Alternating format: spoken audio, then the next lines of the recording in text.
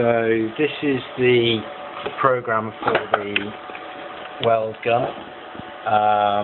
We have set up product thickness, and then you enter the thickness of the product which you are going to weld. You've got the offset distance. You have the weld setup, so there you have the speed and the force at which you want to apply the weld.